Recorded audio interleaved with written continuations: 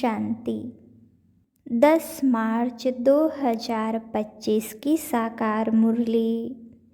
मीठे बच्चे, तुम्हें मनुष्य से देवता बनने की पढ़ाई पढ़नी और पढ़ानी है।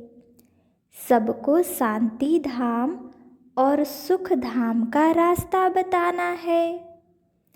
प्रश्न: जो सतोप्रधान पुरुषार्थी हैं उनकी निशानी क्या होगी? उत्तर: वह औरों को भी आप समान बनाएंगे। वह बहुतों का कल्याण करते रहेंगे। ज्ञान धन से झोली भरकर दान करेंगे। 21 जन्मों के लिए वर्षा लेंगे और दूसरों को भी दिलाएंगे। गीत ओम नमो शिवाय। ओम शांति। भक्त जिसकी महिमा करते हैं, तुम उनके सम्मुख बैठे हो तो कितनी खुशी होनी चाहिए। उनको कहते हैं शिवाय नमः। तुमको तो नमः नहीं करना है। बाप को बच्चे याद करते हैं, नमः कभी नहीं करते। यह भी बाप है, इनसे तुमको वर्षा मिलता है। तुम नमः नहीं करते हो, याद करते हो। जीव की आत्मा याद करती है। बाप ने इस तन का लोन लिया है, वह हमको रास्ता बता रहे हैं। बाप से बेहद का वर्षा कैसे लिया जाता है, तुम भी अच्छी रीति जानते हो। सतयुग है सुखधाम और जहाँ आत्माएं रहती है उसको कहा जाता है शांति धाम। तुम्हारी बुद्धि में है कि हम शांति धाम के वासी हैं। इस कलयुग को कहा ही जाता है दुख धाम। तुम जानते हो, हम आत्माएं अब स्वर्ग में जाने के लिए, मनुष्य से देवता बनने के लिए पढ़ रही हैं। यह लक्ष्मी नारायण देवताएं हैं ना। मनुष्य से देवता बनना है नई दुनिया के लिए। बाप द्वारा तुम पढ़ते हो। जितना पढ़ेंगे, पढ़ाई में पुरुषार्थ कोई का तीखा होता है, कोई का ढीला होता है। सतोप्रधान पुरुषार्थी जो होते हैं वह दूसरे को भी आप समान बनाने का नंबरवार पुरुषार्थ कराते हैं। बहुतों का कल्याण करते हैं। जितना धन से झोली भरकर और दान करेंगे उतना फ़ायदा होगा। मनुष्य दान करते हैं, उसका दूसरे जन्म में अल्पकाल के लिए मिलता है। उसमें थोड़ा सुख, बाकी तो दुख ही दुख है। तुमको तो 21 जन्मों के लिए स्वर्ग के सुख मिलते हैं। कहाँ स्वर्ग के सुख, कहाँ यह दुख। बेहद के बाप द्वारा तुमको स्वर्ग में बेहद का सुख मिलता है। ईश्वर अर्थ दान पुण्य करते हैं ना, वह है इनडायरेक्ट। अभी तुम तो सम्मुख हो ना। अब बाप बैठ समझाते हैं, भक्ति मार्ग में ईश्वर अर्थ दान पुण्य करते हैं तो दूसरे जन्म में मिलता है। कोई अच्छा काम करते हैं तो अच्छा मिलता है। बुरा पाप आदि करते हैं तो उसको ऐसा मिलता है। यहाँ कलयुग में तो पाप ही होते रहते हैं, पुण्य होता ही नहीं। करके अल्पकाल के लिए सुख मिलता है। अभी तो तुम भविष्य सतयुग में 21 जन्मों के लिए सदा सुखी बनते हो। उसका नाम ही है सुखधाम। प्रदर्शनी में भी तुम लिख सकते हो कि शांति धाम और सुख धाम का यह मार्ग है। शांति धाम और सुख धाम में जाने का सहज मार्ग। अभी तो कलयुग है ना। कलयुग से सतयुग, पतित दुनिया से पावन दुनिया में जाने का सहज रास्ता, बिगर कौड़ी खर्चा। तो मनुष्य समझें, क्योंकि पत्थर बुद्धि है ना। बाप बिल्कुल सहज करके समझाते हैं। इसका नाम ही है सहज राजयोग, सहज ज्ञान। बाप तुम बच्चों को कितना सेंसिबल बनाते हैं। यह लक्ष्मी नारायण सेंसिबल है ना। भल श्री कृष्ण के लिए क्या क्या लिख दिया है। वह हैं झूठे कलंक। श्री कृष्ण कहता है, मैया मैं नहीं माखन खायो। अब इसका भी अर्थ नहीं समझते। मैं नहीं माखन खायो तो बाकी खाया किसने। बच्चे को दूध पिलाया जाता है, बच्चे माखन खाएंगे या दूध पिएंगे। यह तो दिखाया है, मटकी फोड़ी आदि आदि ऐसी कोई बातें हैं नहीं। वो तो स्वर्ग का फर्स्ट प्रिंस है। महिमा तो एक शिव बाबा की ही है। दुनिया में और किसकी महिमा है नहीं। इस समय तो सब पतित हैं, परंतु भक्ति मार्ग की भी महिमा है। भक्त माला भी गाई जाती है ना। फीमेल्स में मीरा का नाम है, मेल्स में नारद मुख्य गाया हुआ है। तुम जानते हो, एक है भक्त माला, दूसरी है ज्ञान की माला। भक्त माला से रुद्र माला के बने हैं, फिर रुद्र माला से विष्णु की माला बनती है।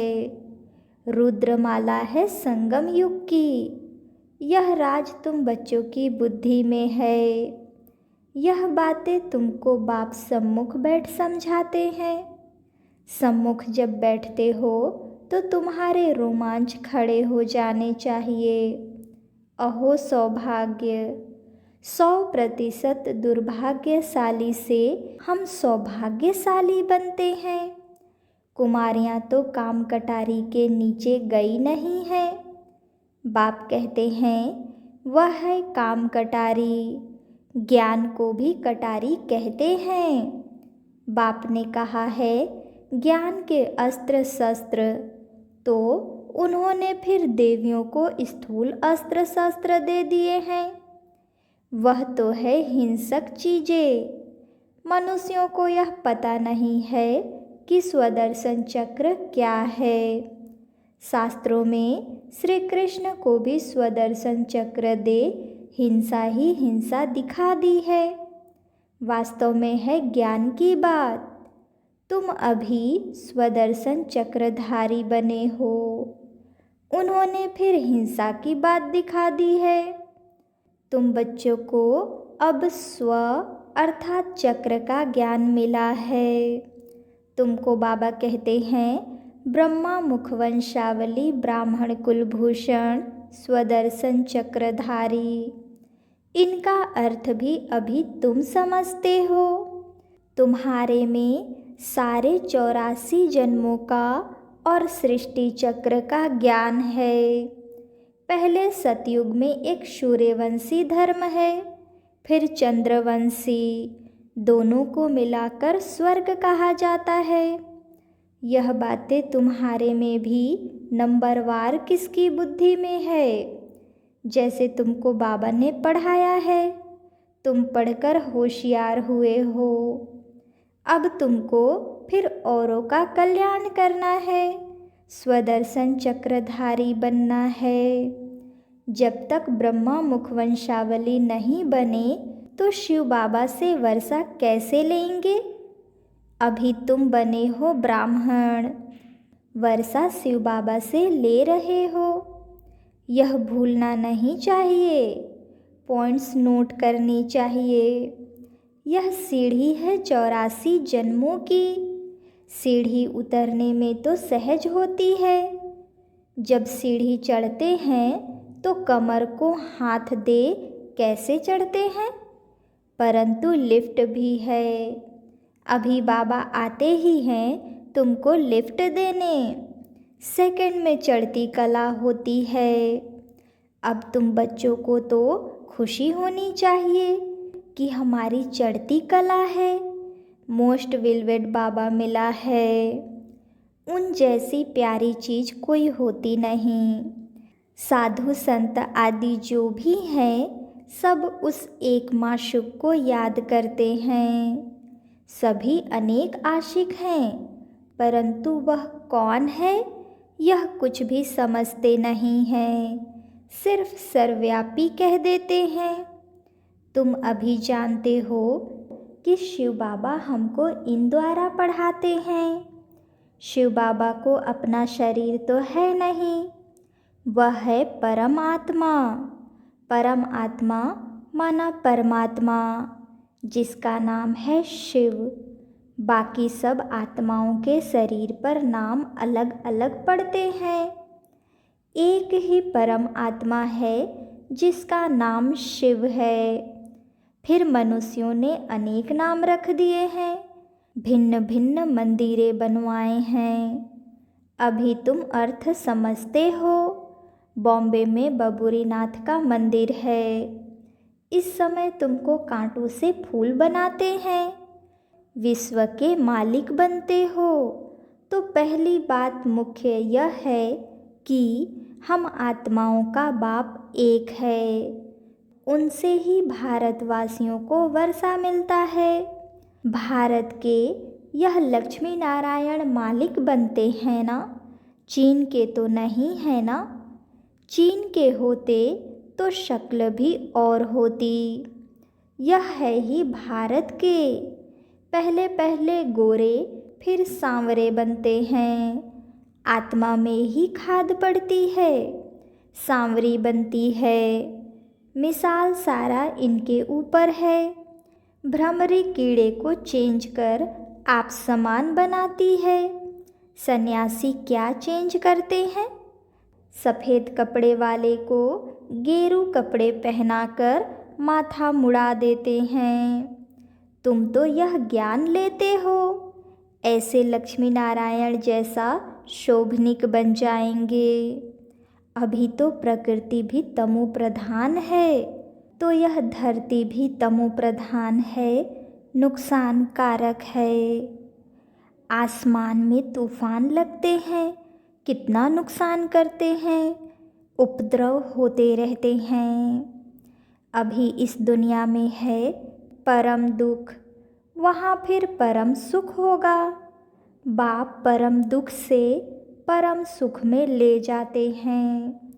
इनका विनाश होता है, फिर सब सतो प्रधान बन जाता है। अभी तुम पुरुषार्थ कर जितना बाप से वर्षा लेना है उतना ले लो, नहीं तो पिछाड़ी में पश्चाताप करना पड़ेगा। बाबा आया परंतु हमने कुछ नहीं लिया। यह लिखा हुआ है, भंभोर को आग लगती है तब कुंभकर्ण की नींद से जागते हैं, फिर हाय हाय कर मर जाते हैं। हाय हाय के बाद फिर जय जयकार होगी। कलयुग में हाय हाय है ना, एक दो को मारते रहते हैं, बहुत ढेर के ढेर मरेंगे। कलयुग के बाद फिर सतयुग जरूर होगी। बीच में यह है संगम, इसको पुरुषोत्तम युग कहा जाता है। बाप तमो प्रधान से सतो प्रधान बनने की युक्ति अच्छी बताते हैं। सिर्फ कहते हैं मुझे याद करो और कुछ भी नहीं करना है। अभी तुम बच्चों को माथा आदि भी नहीं टेकना है। बाबा को कोई हाथ जोड़ते हैं तो बाबा कहते न तो तुम आत्मा को हाथ है न बाप को, फिर हाथ किसको जोड़ते हो? कलयुगी भक्ति मार्ग का एक भी चिन्ह नहीं होना चाहिए। हे आत्मा, तुम हाथ क्यों जोड़ती हो? सिर्फ मुझ बाप को याद करो। याद का मतलब कोई हाथ जोड़ना नहीं है। मनुष्य तो सूर्य को भी हाथ जोड़ेंगे, कोई महात्मा को भी हाथ जोड़ेंगे। तुमको हाथ जोड़ना नहीं है। यह तो मेरा लोन लिया हुआ तन है, परंतु कोई हाथ जोड़ते हैं तो रिटर्न में जोड़ना पड़ता है। तुमको तो यह समझाना है कि हम आत्मा हैं। हमको तो इस बंधन से छूटकर अब वापस घर जाना है। इनसे तो जैसे नफ़रत आती है। इस पुराने शरीर को छोड़ देना है। जैसे सर्प का मिसाल है। भ्रमरी में भी कितना अक्ल है जो कीड़े को भ्रमरी बना देती है। तुम बच्चे भी जो विषय सागर में गोते खा रहे हैं, उनको उनसे निकाल क्षीर सागर में ले जाते हैं। अब बाप कहते हैं चलो शांति धाम। मनुष्य शांति के लिए कितना माथा मारते हैं। सन्यासियों को स्वर्ग की जीवन मुक्ति तो मिलती नहीं। हाँ, मुक्ति मिलती है। दुख से छूट शांति धाम में बैठ जाते हैं। फिर भी आत्मा पहले पहले तो जीवन मुक्ति में आती है, पीछे फिर जीवन बंध में आती है। आत्मा सतो प्रधान है, फिर सीढ़ी उतरती है। पहले सुख भोग, फिर उतरते उतरते तमो प्रधान बन पड़े हैं। अब फिर सबको वापस ले जाने के लिए बाप आए हैं। बाप कहते हैं मुझे याद करो तो तुम पावन बन जाएंगे। बाप ने समझाया है जिस समय मनुष्य शरीर छोड़ते हैं तो उस समय बड़ी तकलीफ़ भोगते हैं, क्योंकि सजाएं भोगनी पड़ती हैं। जैसे काशी कलवट खाते हैं, क्योंकि सुना है शिव पर बलि चढ़ने से मुक्ति मिल जाती है। तुम अभी बलि चढ़ते हो ना, तो भक्ति मार्ग में भी फिर वह बातें चलती है, तो शिव पर जाकर बलि चढ़ते हैं। अब बाप समझाते हैं वापस तो कोई जा नहीं सकते। हाँ, इतना बलिहार जाते हैं जो पाप कट जाते हैं। फिर हिसाब किताब नए सिर शुरू होता है। तुम इस सृष्टि चक्र को जान गए हो। इस समय बाकी उतरती कला है। बाप कहते हैं मैं आकर सर्व की सद्गति करता हूँ, सबको घर ले जाता हूँ। पतितों को तो साथ नहीं ले जाऊँगा। इसलिए अब पवित्र बनो तो तुम्हारी ज्योत जग जाएगी। शादी के टाइम स्त्री के माथे पर मटकी में ज्योत जगाते हैं। यह रस्म भी यहाँ भारत में ही है। स्त्री के माथे पर मटकी में ज्योत जगाते हैं, पति के ऊपर नहीं जगाते, क्योंकि पति के लिए तो ईश्वर कहते हैं। ईश्वर पर फिर ज्योत कैसे जगाएंगे? तो बाप समझाते हैं मेरी तो ज्योति जगी हुई है, मैं तुम्हारी ज्योत जगाता हूँ। बाप को क्षमा भी कहते हैं। ब्रह्म समाजी फिर ज्योति को मानते हैं। सदैव ज्योत जगी रहती है। उनको ही याद करते हैं, उनको ही भगवान समझते हैं। दूसरे फिर समझते हैं छोटी ज्योति आत्मा बड़ी ज्योति परमात्मा में समा जाएगी। अनेक मतें हैं। बाप कहते हैं तुम्हारा धर्म तो अथाह सुख देने वाला है। तुम स्वर्ग में बहुत सुख देखते हो। नई दुनिया में तुम देवता बनते हो। तुम्हारी पढ़ाई है ही भविष्य नई दुनिया के लिए, और सब पढ़ाइयाँ यहाँ के लिए होती है। यहाँ तुमको पढ़कर भविष्य में पद पाना है। गीता में भी बरोबर राजयोग सिखलाया है। फिर पिछाड़ी में लड़ाई लगी, कुछ भी नहीं रहा। पांडवों के साथ कुत्ता दिखाते हैं। अब बाप कहते हैं मैं तुमको गॉड गॉडेज बनाता हूँ। यहाँ तो अनेक प्रकार के दुख देने वाले मनुष्य हैं। काम कटारी चलाए कितना दुखी बनाते हैं। तो अब तुम बच्चों को यह खुशी रहनी चाहिए कि बेहद का बाप ज्ञान का सागर हमको पढ़ाते हैं। मोस्ट बिलवेड माशूक है। हम आशिक उनको आधा कल्प याद करते हैं। तुम याद करते आए हो, अब बाप कहते हैं मैं आया हूँ, तुम मेरी मत पर चलो। अपने को आत्मा समझ मुझ बाप को याद करो। दूसरा ना कोई, सिवाय मेरी याद के तुम्हारे पाप भस्म नहीं होंगे। हर बात में सर्जन से राय पूछते रहो, बाबा राय देंगे। ऐसे ऐसे तोड़ निभाओ। अगर राय पर चलेंगे तो कदम कदम पर पदम मिलेंगे। राय ली तो रेस्पॉन्सिबिलिटी छूटी। अच्छा, मीठे मीठे सिकिलधे बच्चों प्रति माता पिता बाप दादा का याद प्यार और गुड मॉर्निंग। रूहानी बाप की रूहानी बच्चों को नमस्ते।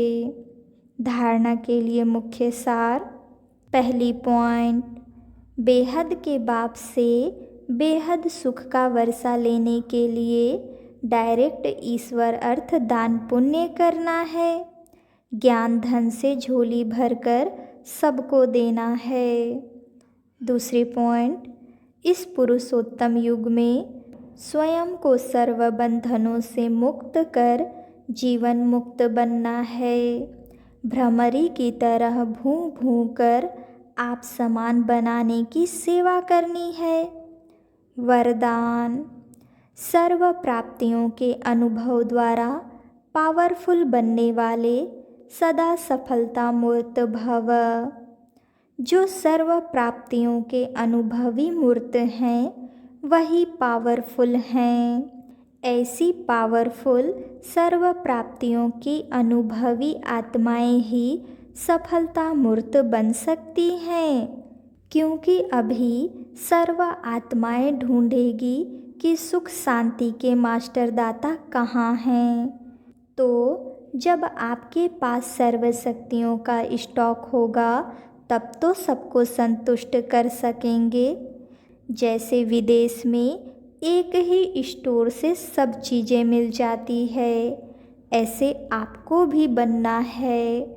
ऐसे नहीं सहन शक्ति हो सामना करने की नहीं, सर्व शक्तियों का स्टॉक चाहिए तब सफलता मूर्त बन सकेंगे।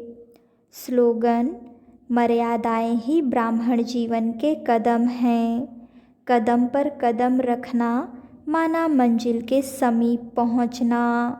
आज का अव्यक्त इशारे सत्यता और सभ्यता रूपी कल्चर को अपनाओ। आजकल कोई एक विशेष भाषा यूज़ करते हैं कि हमसे असत्य देखा नहीं जाता, असत्य सुना नहीं जाता, इसलिए असत्य को देख झूठ को सुन करके अंदर में जोश आ जाता है। लेकिन यदि वह असत्य है और आपको असत्य देखकर जोश आता है तो वह जोश भी असत्य है ना। असत्यता को खत्म करने के लिए स्वयं में सत्यता की शक्ति धारण करो। अच्छा, ओम शांति।